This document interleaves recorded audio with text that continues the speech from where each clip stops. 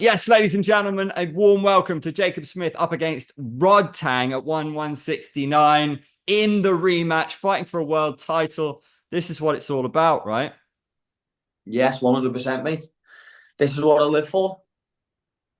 And the big question everyone wants to know is how is it going to go differently? It's a good question, mate. I suppose I'm not really going to go into too much detail, but it's not going to go the way the first fight went anyway. Let me tell you that. I've improved tenfold since the first fight, so I'm ready to show that on the 9th of November. This sport is full of highs and lows. How do you deal with it? You just have to accept that, mate. You just have to accept that when you do the sport. Yeah, it's just as simple as that, really. Yeah, there's highs and lows, but it's important when the lows do come, you bounce back from them. What is it about you that makes you made for this? I'm rock hard, mate, and I'm not very good at anything else. Um, I'm good at fighting. I'm really good at fighting. Sometimes, and when I say fighting, that's what I am. I'm a true fighter. Sometimes that can be my downfall. Sometimes, um, it probably was in the first fight. The first fight didn't go the way that I expected it to, and the way that I had it planned to go. But the one thing I can hold my head up high about the first fight is I'd done exactly what I said I was going to do. I said I was going to stand in front of him, which I did, like an idiot, by the way. I didn't move my feet once. I didn't move my head once. Um, I stood in front of him with the long guard, and I realised you can't use the long guard as a main defensive tool in four-ounce gloves. So there's been a lot of changes, I wouldn't say changes, yeah, changes, adaptions to a defensive game, which will show on the 9th of November. Is it fair to say that Rodtang is prone to taking his eye off the ball at times? How do you feel about that? How serious? He looks like he's training hard for you, but how do you feel about that sentiment? It's something that I wouldn't even look into, to be honest with you, because I'm preparing for the very best Rodtang. I'm not preparing for glimpses or times within the fight where he's taking his eye off the ball or he's switching off a little bit.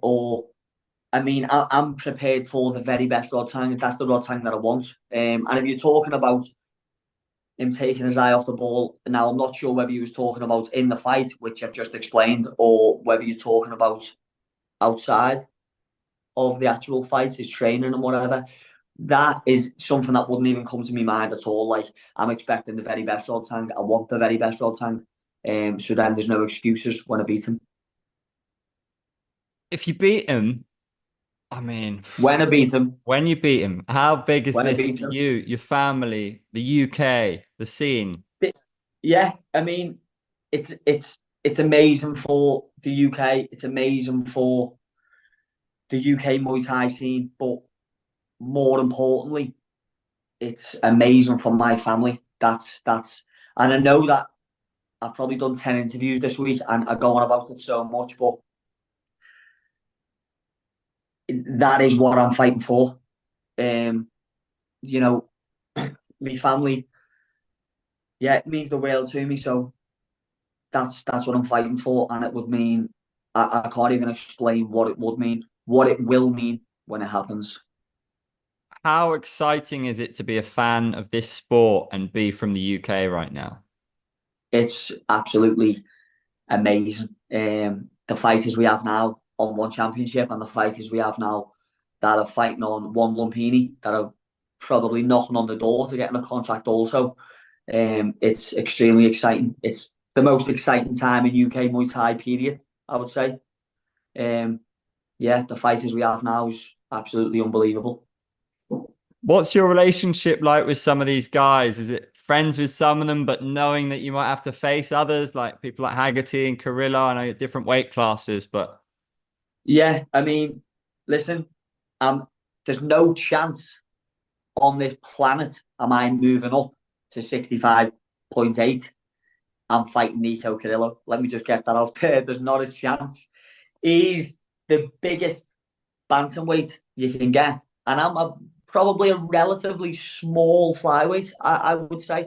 I could probably still do 130 pounds. I would say hydrated. Um, but no, listen, I'm friends with them all, and it doesn't matter if there's people in my weight division who could possibly be a fight in the future. Like when I first fought Rodtang, Haggerty. I mean, we're not close friends, but we get on. If we see each other, we'll talk. We'll let on. We'll have a little chat. When I first fought Rodtang, Haggerty was meant to fight Walter on the same show, wasn't he? It didn't happen. I can't remember exactly why. I don't know whether Haggerty had an issue with his liver. Is that right? I, yeah, he was I not can't well. remember exactly, but there was a problem. Um, we seen each other there. We had a chat. We shook hands, and it's one of them things like knowing full well that we might have met further on in the tournament if he'd have fought and I'd have beat Rodtang. I mean, it didn't go that way, but it it doesn't matter, mate. It's all love, and it's business, isn't it? At the end of the day, Does nothing personal. does Nico beat Superlek? It's a hard fight, isn't it? It's the hardest fight for Nico, but it's also the hardest fight for Superlek because Nico's an absolute giant and he's technically better than people give him credit for, I would say. People just think, oh my God, he's massive. He punches really hard. He's technically better than people give him credit for as well. But Superlex, in my opinion, the best pound for pound striker on the planet by quite a distance, if I'm being honest with you. Um, yeah, it's I don't know, mate. I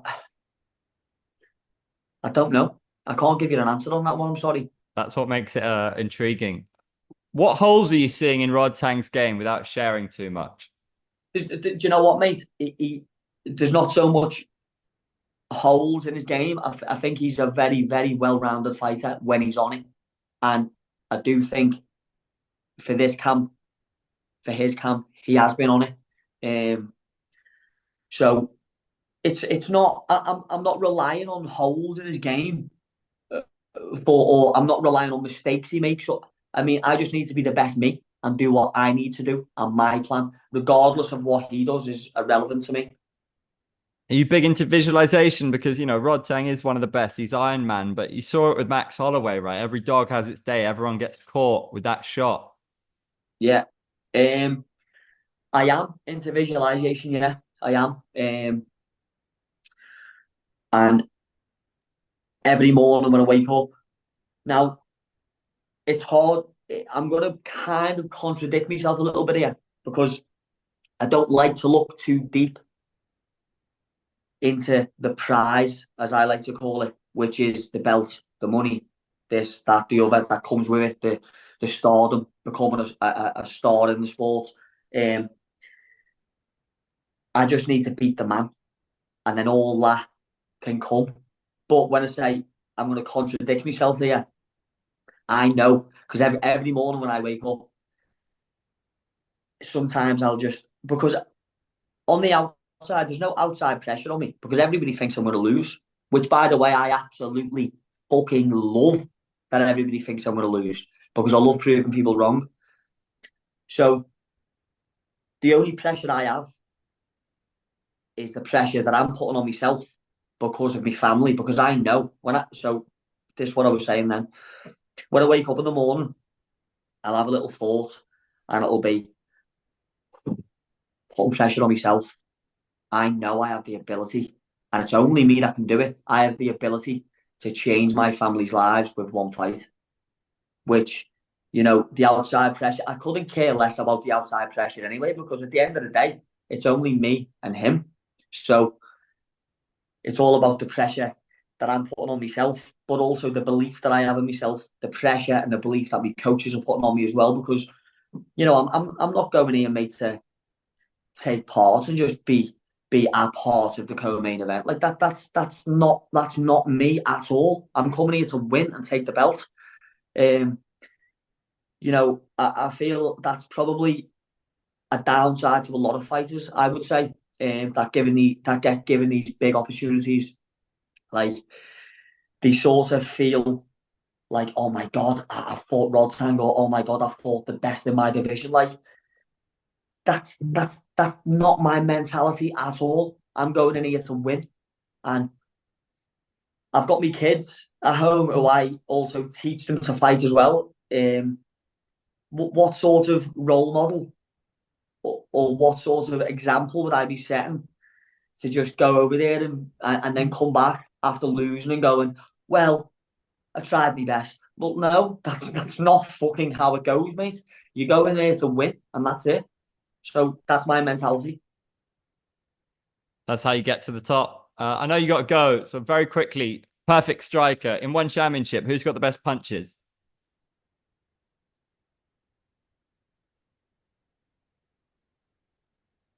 Rodtang. Yeah, Rodtang.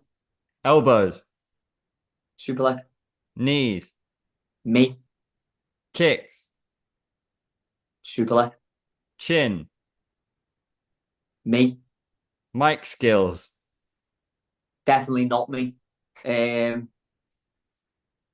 Mike's get. I don't know. I don't know. Do you know what? I know this sounds a little bit. I don't really care. It's.